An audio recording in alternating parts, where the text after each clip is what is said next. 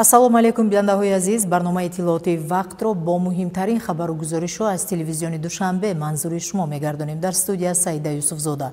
Чунин аз хабарҳое ки мо ин соат пайгирӣ мекунем. ифтитоҳи бинои нави муассисаи давлатии телевизиони Душанбе бо иштироки президенти ҷумҳурии Тоҷикистон пешвои миллат муҳтарам Эмомалӣ Раҳмон ва раиси Маҷлиси Миллии Маҷлиси Олии Ҷумҳурии Тоҷикистон, раиси шаҳри Душанбе муҳтарам Рустами Эмомалӣ, 80 ҳуҷраи кории барҳаво ва 4 студияи муҷаҳҳаз бо муҳимтарин лавозимоти соҳавӣ. шарҳу тавзеъи нуктаҳои паёми президенти ҷумҳурии Тоҷикистон ба Маҷлиси Олӣ дар шаҳраку маҳаллаҳои пойтахт, ташкили ҳамоиш вобаста ба ин масъала дар ноҳияи Фирдавсӣ. маросими ҳавасмандгардонаи ғолибони даври ноҳиявии озмуни шаҳрии туқалбии Тоҷикистони Душанбе беҳтаринҳо ба даври шаҳриро хат гирифтанд. 24 декабр президенти ҷумҳурии Тоҷикистон пешвои миллат муҳтарам Эмомалӣ Раҳмон бо раиси Маҷлиси Миллии Маҷлиси Олии Ҷумҳурии Тоҷикистон, раиси шаҳри Душанбе муҳтарам Рустам Эмомалӣ ба Вазорати мудофиаи кишвар ташриф оварда майдони танкронӣ, машқгоҳи ҳарбмайдон ва 4 дидбонгоҳи сарҳадиро дар марзи Тоҷикистону Афғонистон ба таври фосилавӣ мавриди истифода қарор доданд. 24 декабр президенти ҷумҳурии Тоҷикистон пешвои миллат муҳтарам Эмомалӣ Раҳмон бо раиси Маҷлиси Миллии Маҷлиси Олии Ҷумҳурии Тоҷикистон, раиси шаҳри Душанбе муҳтарам Рустами Эмомалӣ ба Вазорати мудофиаи кишвар ташриф оварда майдони танкронӣ, машқгоҳи ҳарбмайдон ва 4 дидбонгоҳи сарҳадиро дар марзи Тоҷикистону Афғонистон ба таври фосилавӣ мавриди истифода қарор доданд. нахуст бо иштироки президенти ҷумҳурии Тоҷикистон пешвои миллат муҳтарам Эмомалӣ Раҳмон, раиси Маҷлиси Миллии Маҷлиси Олии Ҷумҳурии Тоҷикистон, раиси шаҳри Душанбе муҳтарам Рустами Эмомалӣ ва роҳбарони сохторҳои қудратии кишвар тариқи фосилавӣ ба фаъолияти майдони танкронӣ дар машқгоҳи ҳарбмайдон оғоз бахшида шуд. барои дар сатҳи баланди касбӣ омода намудани мутахассисони соҳавӣ дар ин машқгоҳ иншооти зиёди таълимӣ бунёд ёфтааст.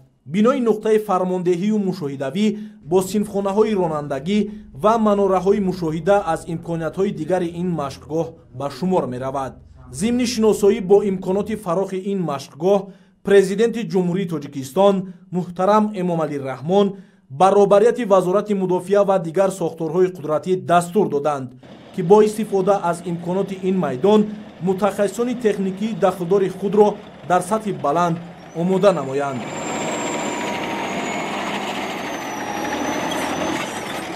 ин имконият медиҳад ки дар як муддати кӯтоҳ мутахассисони хурди мошинҳои ҷангӣ омода карда шаванд.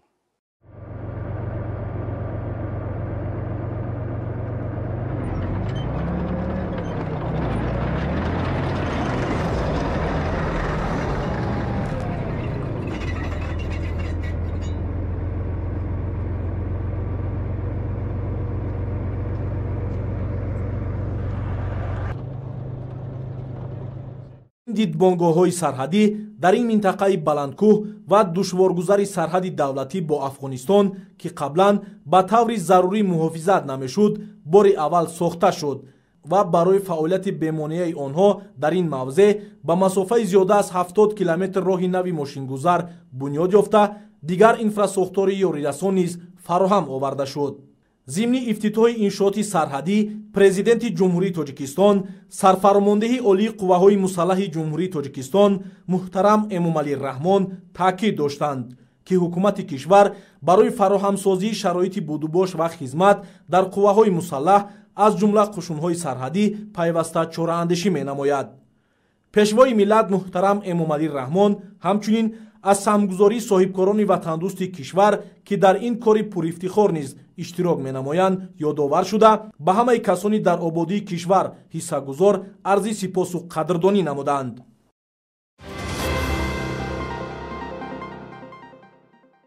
24 декабр президенти ҷумҳурии Тоҷикистон пешвои миллат муҳтарам Эмомалӣ Раҳмон ва раиси Маҷлиси Миллии Маҷлиси Олии Ҷумҳурии Тоҷикистон, раиси шаҳри Душанбе муҳтарам Рустам Эмомалӣ бинои нави муассисаи давлатии телевизиони Душанберо мавриди истифода қарор доданд.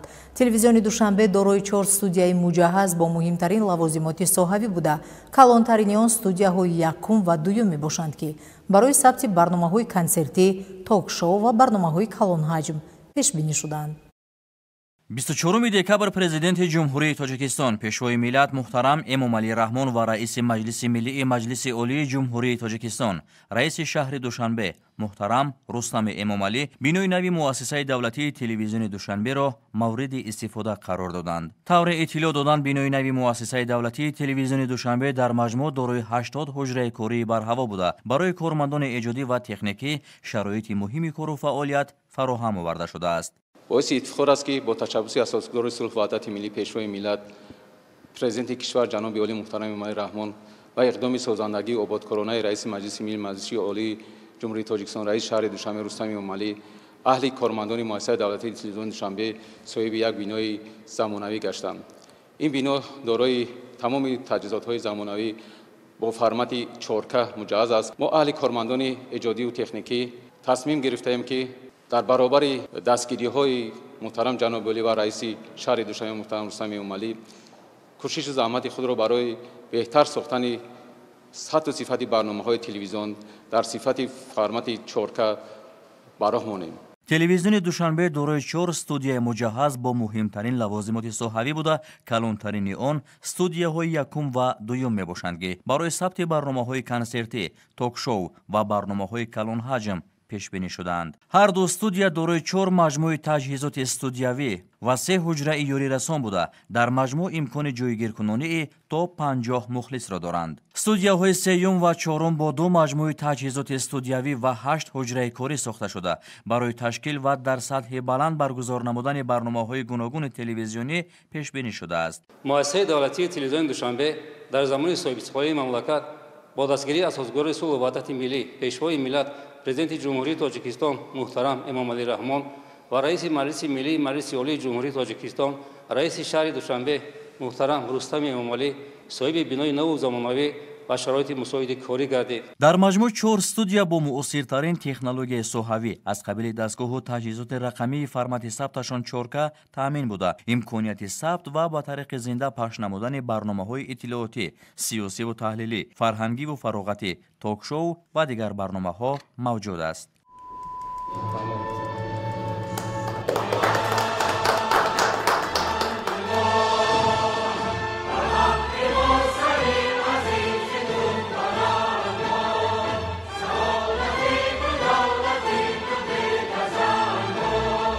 муассиса дорои парки зарурии техникӣ буда, студияи сайёри он аз 3 автомашинаи калони махсус иборат аст. ҳама ҳуҷраҳои корӣ бо дастгоҳу таҷҳизоти муосир ва мебели хушсохту замонавӣ ҷиҳозонида шудааст.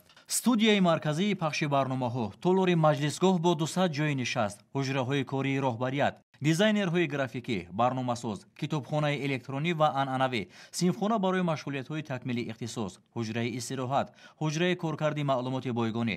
Дар маҷмӯъ ҳамаи ҳуҷраҳои бинои нави муассиса дорои шароити хуби кору фаъолият ҳастанд.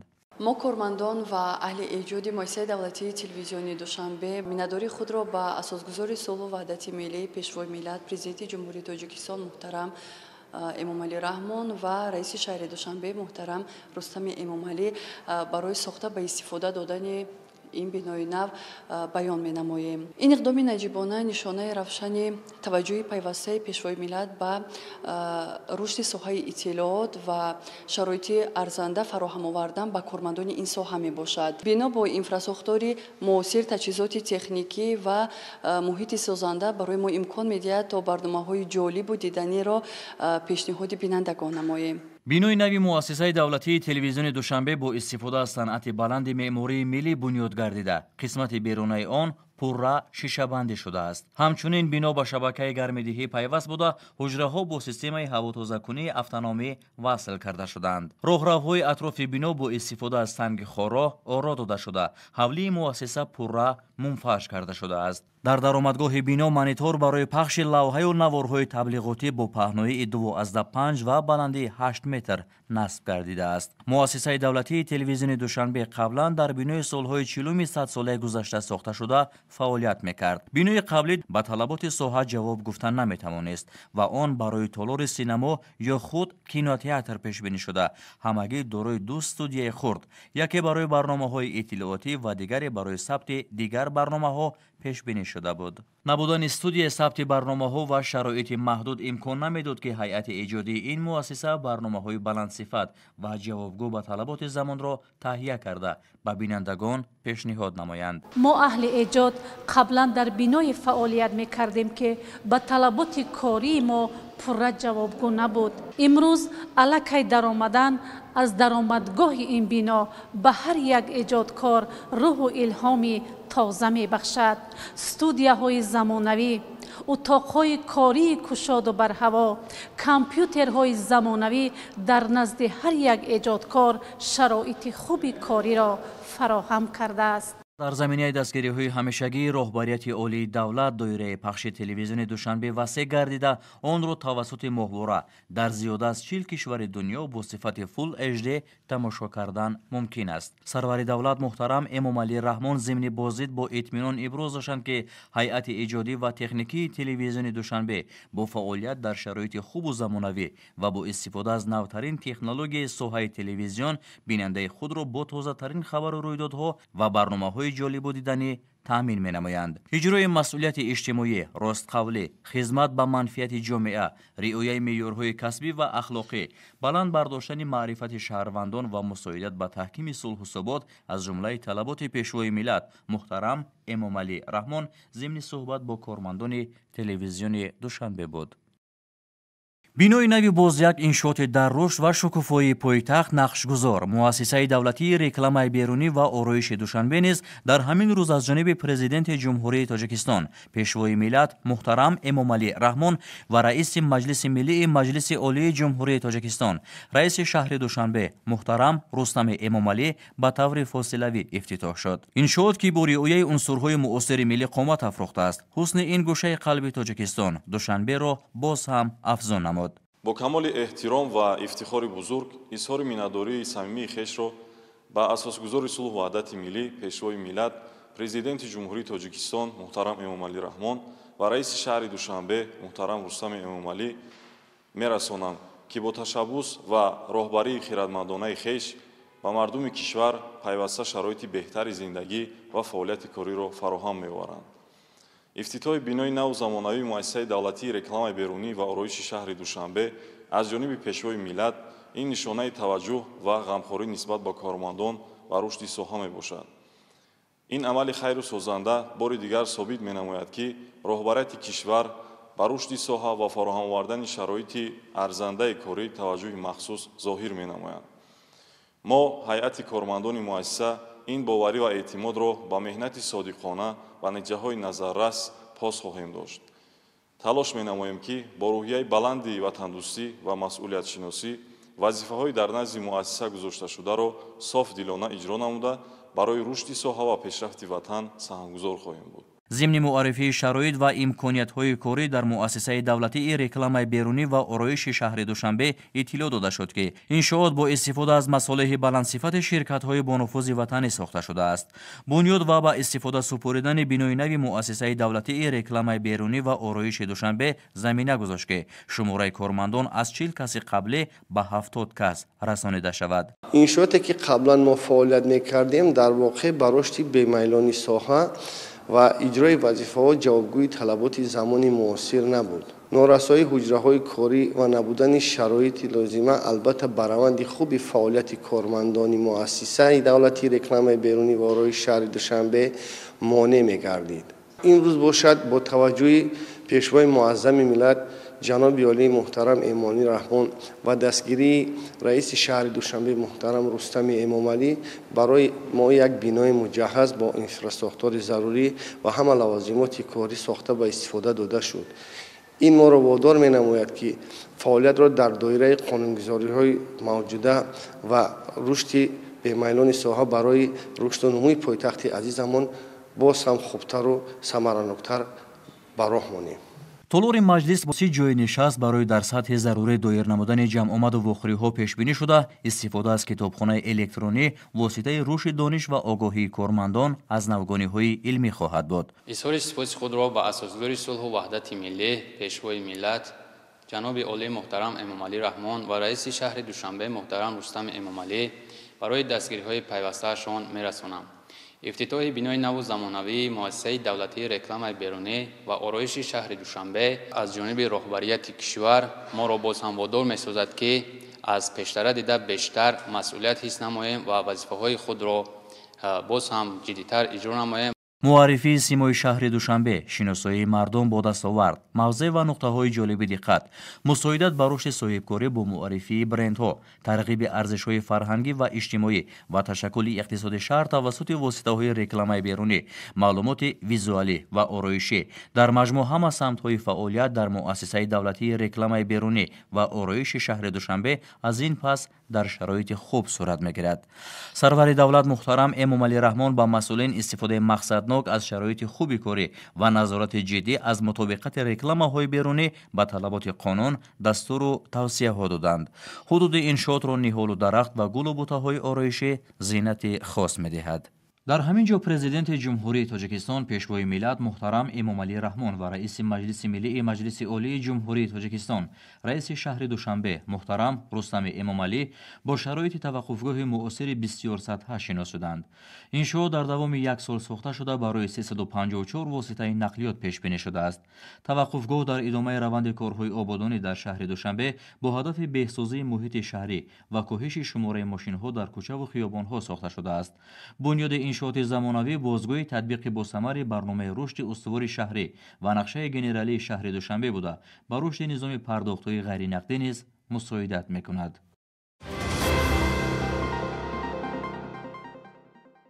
ҳамзамон 24 декабр президенти ҷумҳурии Тоҷикистон пешвои миллат муҳтарам Эмомалӣ Раҳмон ва раиси маҷлиси миллии маҷлиси олии ҷумҳурии Тоҷикистон раиси шаҳри Душанбе муҳтарам Рустами Эмомалӣ дар ноҳияи Шоҳмансури пойтахт корхонаи маҳсулоти гӯштӣ ва ҳасибҳои ҷамъияти дорои масъулияташ маҳдуди Покиза эмро ба истифода доданд. дар корхона 77 сокини маҳаллӣ бо кори доимӣ шароити мусоиди меҳнат ва музди хуб таъмин гардиданд. 24 декабр президенти ҷумҳурии Тоҷикистон пешвои миллат муҳтарам Эмомалӣ Раҳмон ва раиси маҷлиси миллии маҷлиси олии ҷумҳурии Тоҷикистон раиси шаҳри Душанбе муҳтарам Рустами Эмомалӣ дар ноҳияи Шоҳмансури пойтахт корхонаи маҳсулоти гӯштӣ ва ҳасибҳои ҷамъияти дорои масъулияташ маҳдуди Покиза эмро ба истифода доданд. иқтидори истеҳсоли корхона дар як шабонарӯз то 7 тонна маҳсулоти гӯштӣ ва ҳасибро ташкил медиҳад. ин нишондиҳандаҳо саҳми корхонаро дар ғанӣ гардондани бозори истеъмолии кишвар бо маҳсулоти ватанӣ ва коҳиш додани воридоти он аз хориҷи кишвар боз ҳам назаррас мегардонанд. дар корхона 77 сокини маҳаллӣ бо кори доимӣ шароити мусоиди меҳнат ва музди хуб таъмин гардиданд. тибқи дурнамо бо васеъ гардондани иқтидори истеҳсолӣ шумораи кормандон то 280 кас расонида шуда, пас аз қонеъ гардонидани талаботи бозори дохилӣ содироти маҳсулот ба кишварҳои хориҷӣ низ ба роҳ монда мешавад. ин иқдом ба афзоиши иқтидори содиротии кишвар ва таҳкими мавқеи Тоҷикистон дар бозорҳои минтақавӣ мусоидат хоҳад кард. имрӯз бо ташрифи президенти ҷумҳурии Тоҷикистон муҳтарам Эмомалӣ Раҳмон корхонаи Покиза ба кор оғоз намуд. ما شکرانه آن را می‌نماییم که در وطن تنگ و آسوده زندگانی می‌کنیم. ما می‌نداری خود را با پرزیدنت جمهوری تاجیکستان پیشوای ملت محترم امامعلی رحمان بیان می‌نماییم که برای ما چنین امکانیت‌ها را فراهم می‌آورد و ما در وطن صاحب استقلال خود آزادانه کار و فعالیت می‌نماییم. انشاء از بینای مأموری، سیخ‌های استحصالی، نقطه قبول گوشت چاروا و پرنده، сардхонаҳои нигаҳдории ашёи хом, анбори маҳсулоти тайёр, ошхона, таваққуфгоҳ барои нақлиёти хизматӣ, бунгоҳи тиббӣ ва дигар ҳуҷраҳои ёрирасон иборат мебошад. қобили қайд аст ки корхонаи мазкур бо забҳи парранда бо истеҳсоли маҳсулоти гӯштӣ анборхона ва сардхона машғул аст. иқтидори корхонаи мазкур дар як басти кори 7,5 сар парранда ва 35 тонна маҳсулоти гӯшти паррандаро ташкил менамояд. дар корхона низ 3 адад сардхона бо иқтидори 115 тонна нигоҳдории маҳсулотҳои гӯшти парранда ва як сардхонаи шиддат бо манфи 35 дараҷа мебошад. фаъолияти корхонаи маҳсулоти гӯштӣ ва ҳасибҳои ҷамъияти дорои масъулияташ маҳдуди покиза м ба ҳадафҳои стратегии ҳукумати ҷумҳурии Тоҷикистон аз ҷумла таъмини аҳолӣ бо маводи ғизоии хушсифату бехатар, таъсиси ҷойҳои нави корӣ, рушди саноати коркард ва суръат бахшидан ба раванди саноаткунонии кишвар мутобиқат мекунад. ҳамчунин пешвои миллат муҳтарам Эмомалӣ Раҳмон аз намоиши маҳсулоти корхона дидан намуда бо шароит, имконот ва ҷараёни коркарди маҳсулот фосилавӣ шинос шуданд ва ба масъулон ҷиҳати боз ҳам беҳтар ба роҳ мондани фаъолияти корхона дастуру тавсияҳо доданд. пас аз ба истифода додани ин корхонаи саноатӣ, сарвари давлат муҳтарам Эмомалӣ Раҳмон дар ҳамин ҷо 3 корхонаи паррандапарвариро дар ноҳияҳои шаҳри Наву Файзобод ва шаҳри Турсунзода ба таври фосилавӣ ба истифода доданд. корхонаи паррандапарварӣ дар шаҳри Турсунзода бо мақсади истеҳсоли маҳсулоти гӯштӣ бунёд гардидааст. дар корхонаи мазкур 4 коргоҳи парвариш барои мурғи гӯштӣ бо иқтидори умумии 160 000 сар чӯҷа омода буда, корҳои иловагӣ дар марҳилаи анҷомёбӣ қарор доранд. ҳоло дар 4 коргоҳи омодашуда зиёда аз 20 сокини маҳаллӣ бо кори доимӣ таъмин гардида 40 000 сар чӯҷа барои истеҳсоли гӯшти мурғ парвариш меёбанд. корхонаи паррандапарварӣ дар деҳаи ҳаёти нави ноҳияи шаҳри Нав аз 4 коргоҳи истеҳсолӣ иборат буда, иқтидори истеҳсоли солонаи он то 1 170 000 сар мурғро дар бар мегиранд. корхонаи паррандапарварӣ дар ноҳияи Файзобод барои парвариши то 540 000 сар мурғ дар як сол пешбинӣ шуда, самти асосии фаъолияти он истеҳсоли маҳсулоти гӯштӣ мебошад. баробари ба истифода додани ин корхона 15 сокини маҳаллӣ бо кори доимӣ таъмин гардиданд. ба истифода додани чунин корхонаҳои истеҳсолӣ натиҷаи сиёсати дурандешона ва хиратмандонаи роҳбарияти олии кишвар буда, заминаи устувор барои рушди иқтисоди миллӣ, баланд бардоштани сатҳи зиндагии аҳолӣ ва таъмини ояндаи устувори Тоҷикистон ба ҳисоб меравад. ба сарвари давлат муҳтарам Эмомалӣ Раҳмон иттилоъ дода шуд ки дар тӯли 22 соли фаъолияти корхонаи мазкур беш аз 10 000 ҷойи корӣ муҳайё гардида, ин иқдом ба беҳтар гардондани зиндагии арзандаи сокинон мусоидат намудааст. 24 декабр президенти ҷумҳурии Тоҷикистон пешвои миллат муҳтарам Эмомалӣ Раҳмон ва раиси Маҷлиси Миллии Маҷлиси Олии Ҷумҳурии Тоҷикистон, раиси шаҳри Душанбе муҳтарам Рустами Эмомалӣ пас аз ба истифода додани бинои ҷамъияти дорои масъулияти маҳдуди Покиза М дар ноҳияи Шоҳмансури пойтахт ба таври фосилавӣ корхонаи паррандапарварии ҷамъияти дорои масъулияти маҳдуди Агрофирма Ёвонро, ки дар деҳаи ҳаёти нави ҷамоати деҳоти Акрам Ҳасани ноҳияи шаҳри Нав сохта шудааст, ифтитоҳ карданд. мувофиқи нақша дар деҳаи ҳаёти нави ноҳияи шаҳри Нав барои бунёди корхонаи паррандапарварии Нав дар марҳилаи аввал 4 бинои он бо сифати баланд сохта шуд. корхонаи мазкур бо мақсади дар амал татбиқ намудани ҳадафи 4 миллӣ, саноатикунонӣ бо суръати кишвар ва сазовор таҷлил намудани ҷашни 35-солагии истиқлолияти давлатӣ аз ҷониби ҷамъияти дорои масъулияти маҳдуди мурғи Покиза сохта шудааст. ҳоло 4 бинои сохташуда барои парвариш ва нигоҳубини 205 000 чӯҷа омода буда, корҳои сохтмонӣ ва васлу насби таҷҳизоти соҳа дар дигар биноҳо идома дорад. ҳоло дар 4 биное ки дар онҳо мурғи гӯштӣ парвариш карда мешавад, зиёда аз 20 кас бо кори доимӣ фаро гирифта шудаанд. корхона бо технологияи муосири парвариши мурғ муҷаҳҳаз гардонида шуда, имконият медиҳад ки паррандаи хушсифат омода карда шавад. бо ба фаъолият оғоз кардани корхонаи нави паррандапарварӣ, ҳаҷми истеҳсоли гӯшти парранда афзоиш ёфта, талаботи аҳолӣ аз ҳисоби истеҳсолкунандагони ватанӣ таъмин карда мешавад. мувофиқи технологияи парвариш, чӯҷаҳо дар давоми то 43 рӯз барои забҳ омода мешаванд. ин тадбири муҳим имконият медиҳад ки ҳамасола ҳаҷми истеҳсоли гӯшти мурғ афзоиш дода шавад ва талаботи бозори дохилӣ аз ҳисоби корхонаҳои ватанӣ таъмин карда шавад.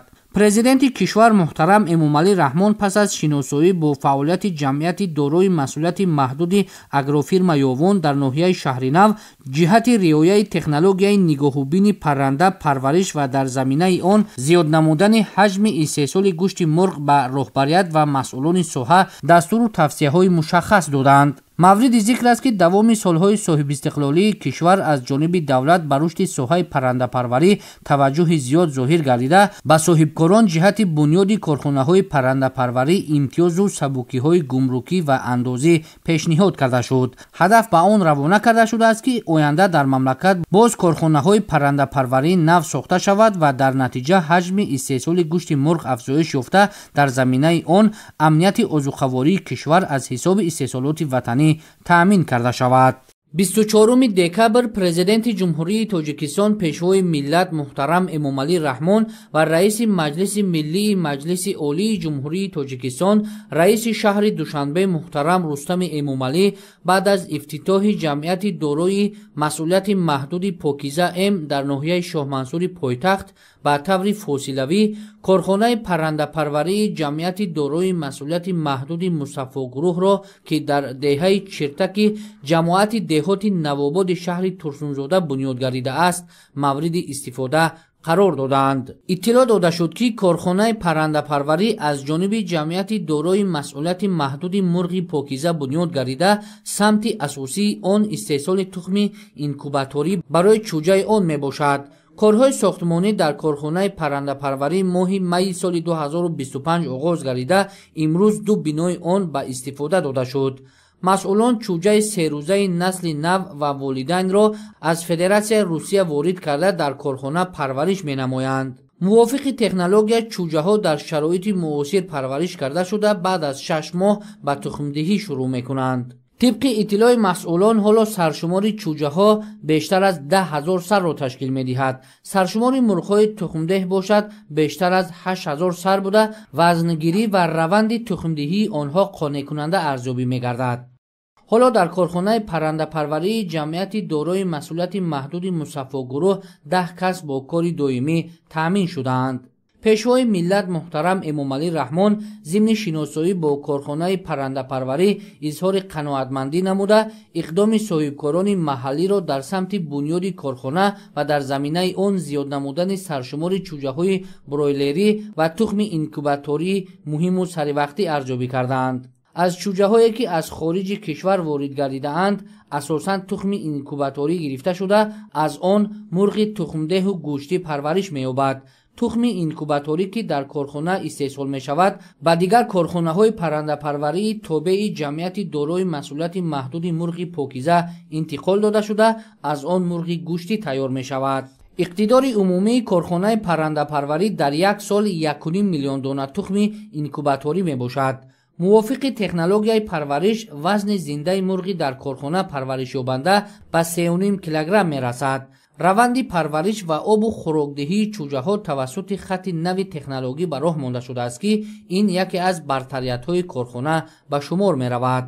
масъулони корхона ният доранд ки оянда дар асоси дастуру супоришҳои пешвои миллат муҳтарам Эмомалӣ Раҳмон доираи фаъолияти худро васеъ намуда боз 10 бинои нави дигар сохта саршумори чӯҷаи бройлер ва истеҳсоли тухми инкубаториро зиёд намоянд. тибқи нақша дар корхонаи навбунёди паррандапарварӣ то соли 2028 саршумори парранда ба маротиб зиёд карда шуда ҳаҷми истеҳсоли тухми инкубаторӣ дар як сол ба 12 миллион дона расонида хоҳад шуд.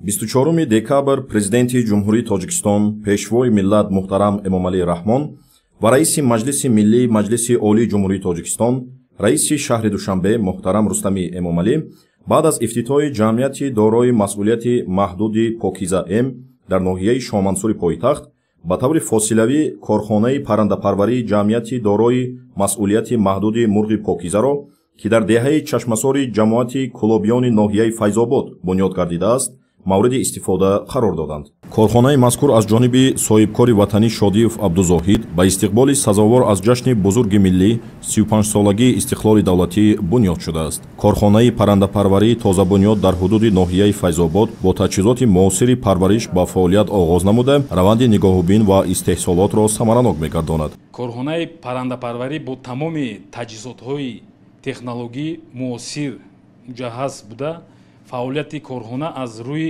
системаи мазкур ба роҳ монда шудааст. тамоми меъёрҳои беҳдоштаю санитарӣ пурра дар корхона мазкур риоя мегардад.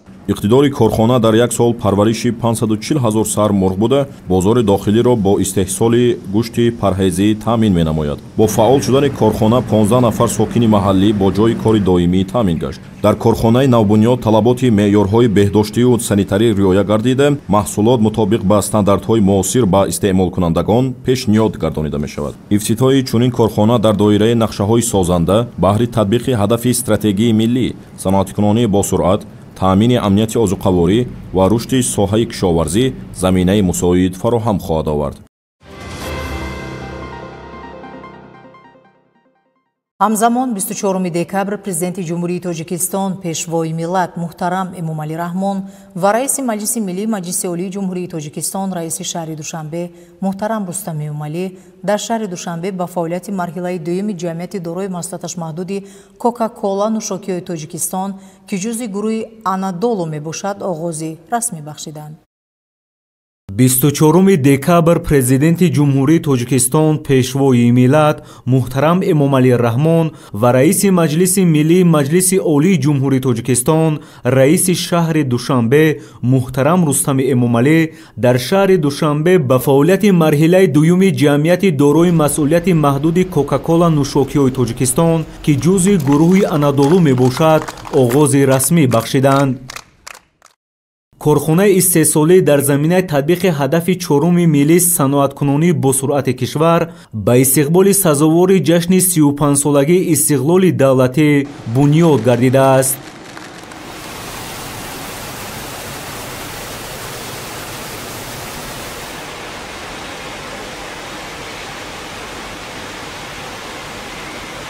марҳилаи аввали фаъолияти ширкат аз соли 2015 оғоз гардида бо як хати истеҳсолӣ 100 кормандро фаро гирифта буд. иттилоъ дода шуд ки иқтидори корхона дар як сол истеҳсоли 170 миллион литр нӯшокиҳои ташнашикан буда дар зарфҳои гуногун ҳаҷм пешниҳоди бозори истеъмолӣ мегардад. сипосгузории худро ба пешвои муаззами миллат муҳтарам Эмомалӣ Раҳмон мерасонам ки чунин корхонаҳои нави истеҳсолиро дар ватани азизи мо бунёд намуданд ва мо мутахассисони ҷавон ки дар хориҷа таҳсил намуда ба ватани азизи худ баргашта дар ин ҷо соҳиби ҷойҳои кор мегардем ва кӯшиш менамоем ки саҳми худро дар пешрафти ватани азизамон гузорем. бо таъсис ва ба фаъолият оғоз намудани марҳилаи нави ин иншооти саноатӣ беш аз 600 кас бо кор таъмин гардиданд. хурсанд аз он ҳастам ки ҳамчун бонуи тоҷик дар ин корхона ба ҳайси ронандаи мошини борбардор кор мекунам. миннатдории худро ба ҷаноби олӣ муҳтарам Эмомалӣ Раҳмон мерасонам ки ҳамеша мо занон ва бонувони кишварро дастгирӣ менамоянд то мо дар чунин корхонаҳо кор ва фаъолият кунем. ҳоло дар корхона 7 намуд нӯшокиҳои брендӣ барои қонеъсозии талаботи мизоҷон истеҳсол мешавад.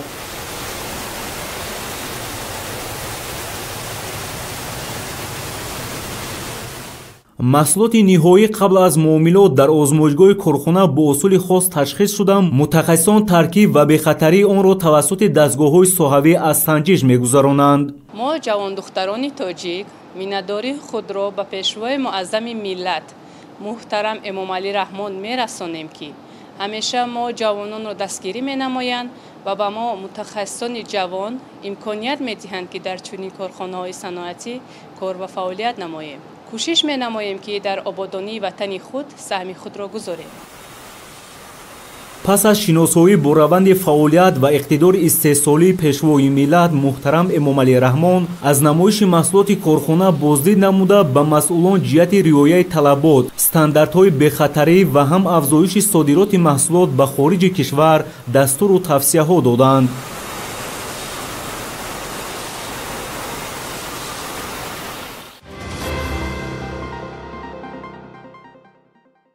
дар идомаи тадбирҳои созандаи роҳбарияти мақомоти иҷроияи ҳокимияти давлатии шаҳри Душанбе ба истиқболи ҷашни 35-солагии истиқлолияти давлатии ҷумҳурии Тоҷикистон дар пойтахт бо иштироки муовини якуми раиси шаҳри Душанбе бозчанд иншооти ҷашнии дигар ифтитоҳ ёфт.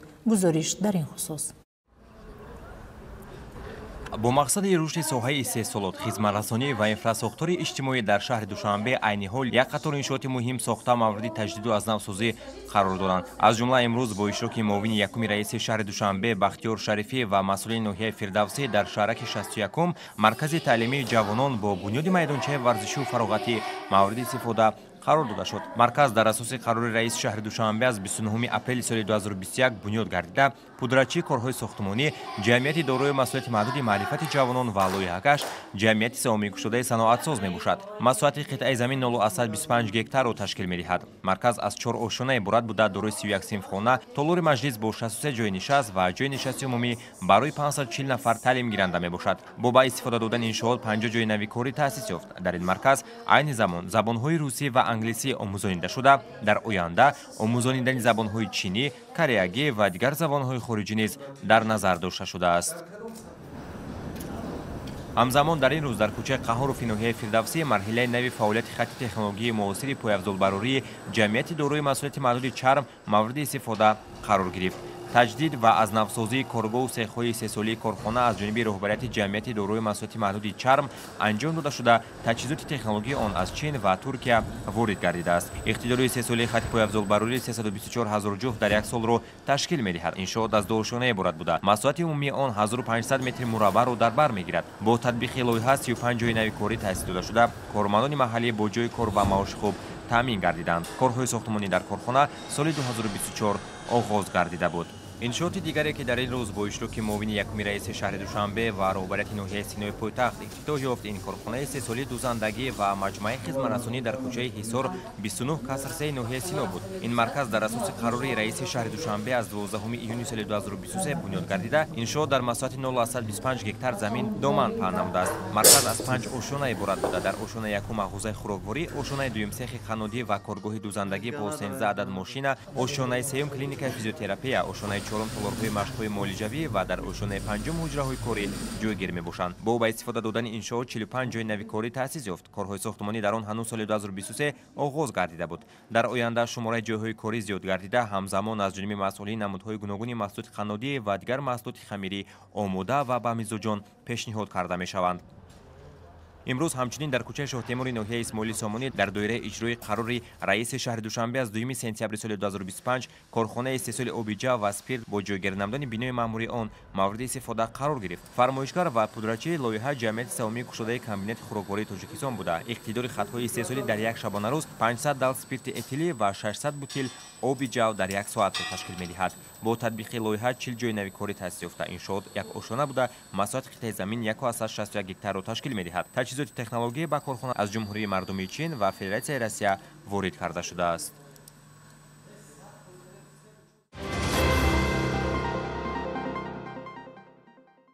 баррасии нуқтаҳои муҳими паёми имсолаи президенти кишвар ба Маҷлиси Олии Ҷумҳурии Тоҷикистон ки тамоми соҳаҳо ва бахшҳои ҳаёти кишварро дар бар мегирад, аз ҷониби намояндагони соҳаҳои гуногуни мамлакат мавриди баррасӣ қарор доданд.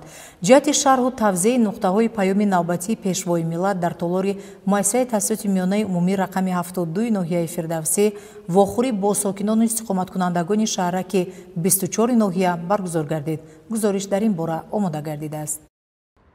дар мулоқоти навбатии ноҳияи Фирдавсӣ ки дар якҷоягӣ бо ҳизбиёни ноҳия бобати шарҳу тавзеъи паёми навбатии президенти ҷумҳурии Тоҷикистон санаи 16 декабр ба Маҷлиси Олии Ҷумҳурии Тоҷикистон ироа гардид, вакили Маҷлиси намояндагони Маҷлиси Олии Ҷумҳурии Тоҷикистон, роҳбарияти ноҳия, масъулини Кумитаи иҷроияи Ҳизби Халқии Демократии Тоҷикистон дар ноҳияи Фирдавсӣ, вакилони Маҷлиси вакилони халқи шаҳрию ноҳиявӣ ва дигарон иштирок намуда, ба сокинони шаҳраки 24 ноҳия муҳтавои паёми пешвои миллатро фаҳмониданд.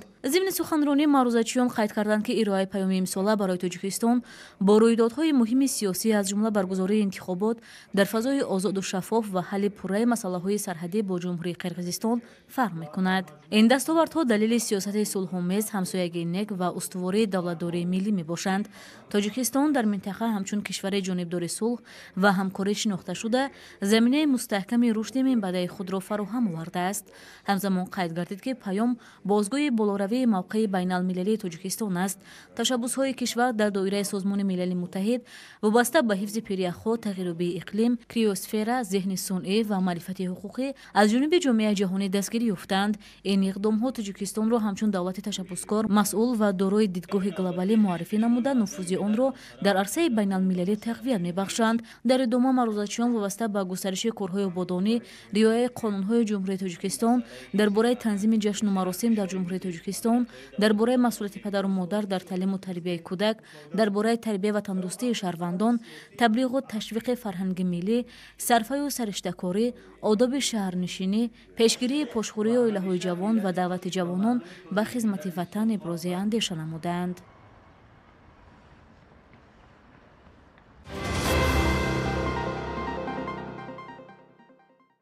дар ноҳияи фирдавсӣ шаҳри душанбе маросими ҳавасмандгардонии ғолибони даври ноҳиявии озмуни шаҳрӣ ту қалби тоҷикистони душанбе доир гардид. тафсилоти бештар дар таҳияи ҳамкоронамон. бо ташаббуси мақомоти иҷроияи ҳокимияти давлатии ноҳияи фирдавсии шаҳри душанбе дар муассисаи таҳсилоти миёнаи умумии рақами 77 ноҳия маросими ҳавасмандгардонии ғолибони даври ноҳиявии озмуни шаҳрии ту қалби тоҷикистони душанбе баргузор гардид. дар чорабинии мазкур роҳбарияти ноҳияи фирдавсӣ, маркази кӯдакон ва наврасони шаҳри душанбе, шуъбаи маорифи ноҳия, маркази эҷодии кӯдакон ва наврасони ноҳияи фирдавсӣ, инчунин аъзои ҳакамони озмун, ғолибон ва омӯзгорони онҳо иштирок намуданд.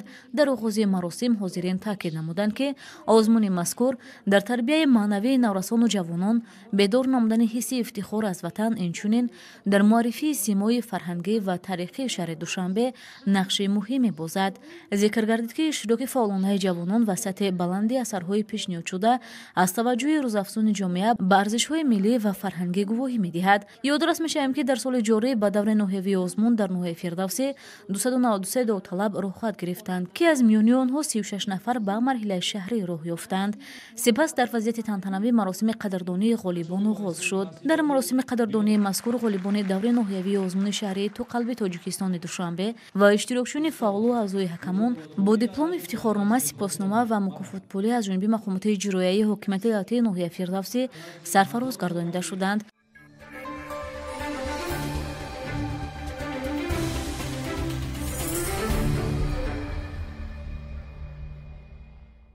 тамошобинони азиз, саҳифаи варзишии барнома аст манзуратон.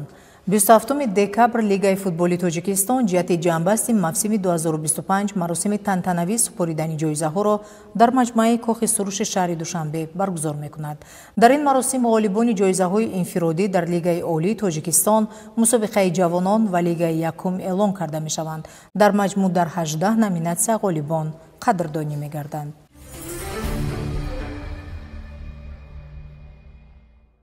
Федератсияи байналмилалии футбол радабандии ниҳоии дастаҳои миллиро барои соли 2025 нашр кард. тибқи рӯйхати навшуда дастаи миллии Тоҷикистон дар ҷои 101 қарор дорад. дар муқоиса бо ҳамин давраи соли гузашта дастаи мо мавқеи худро беҳтар карда аз ҷои 104 боло баромад. дар соли 2025 тими миллии Тоҷикистон 10 бозӣ анҷом дод ки 6 ғалаба, 2 мусовӣ ва 2 бохтро ба қайд гирифт. бинандаҳои азиз, инҷо барномаи иттилооти вақт ба поён расид. барномаҳои дигари телевизиони Душанбе идома дорад. тандурусту пирӯз бошед.